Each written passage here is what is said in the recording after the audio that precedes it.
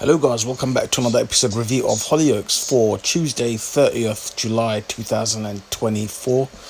Zoe, very smart lady, she's persisting on exhuming Hunter's grave, and she's basically wanting permission from the McQueens, particularly Golden McQueen, who is the next of kin of Hunter McQueen.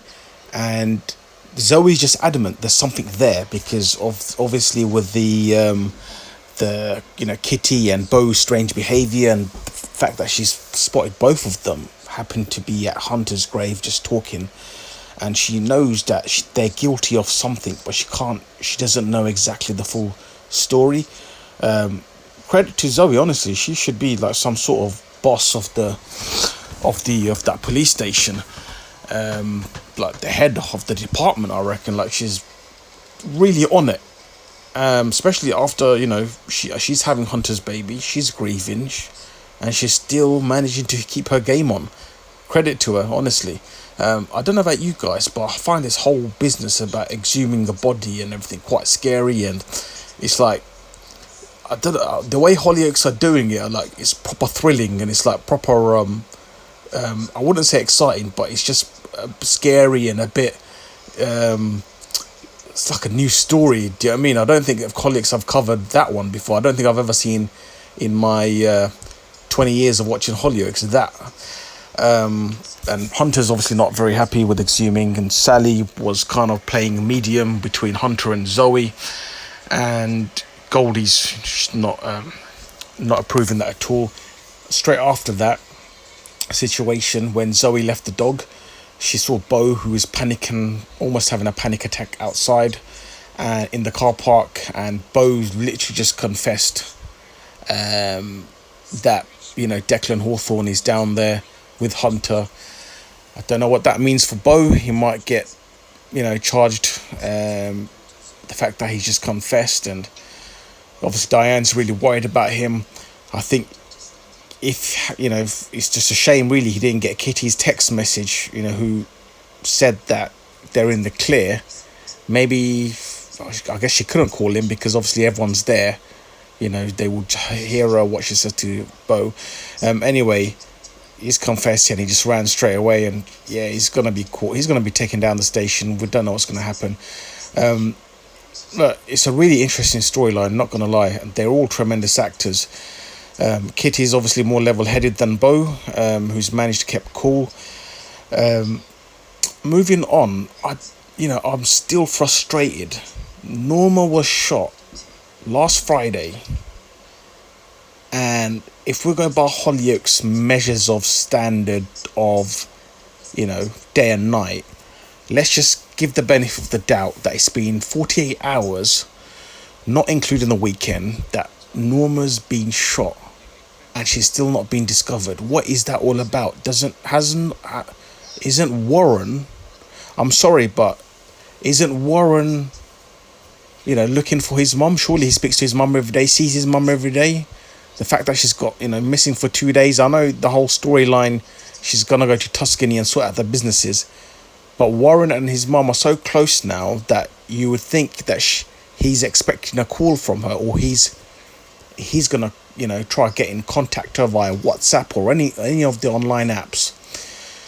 I don't know. I think maybe it could be a bit more mundane. I'm not even mad at that. I'm more mad that the fact that it's gone this long, she's most likely she's not going to make it now. She's not alive. She without food, water. If she still was breathing after the shot, all the blood that's drained her out, I can't see her being alive anymore, and that's really sad, and it's really irritating me, and I just don't have any more hope left that Norma is still alive. Yeah, well, swiftly moving on from Norma, which is very sad. Ethan, quirky, gimmicky Ethan now.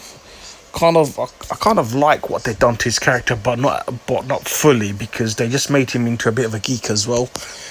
He's contemplating whether he should text Vicky, who's 18. I'm sure Ethan's into late 20s, and he's asking Prince for advice. Prince gave the right advice, saying, listen mate, just do her a favour and don't text her or anything. It's a massive age difference, and it's like, she's still 18, and it's just not right. If she was 26 and he was 36, for example, some people might agree and or not agree.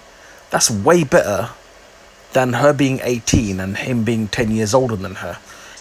Feel free to give me your own opinion, guys, on this. And obviously, Cindy and Dave having an argument. Dave just confessed that, he's killed Liz's baby, quote unquote. We don't exactly know what that means, because some people say that out of guilt or grief.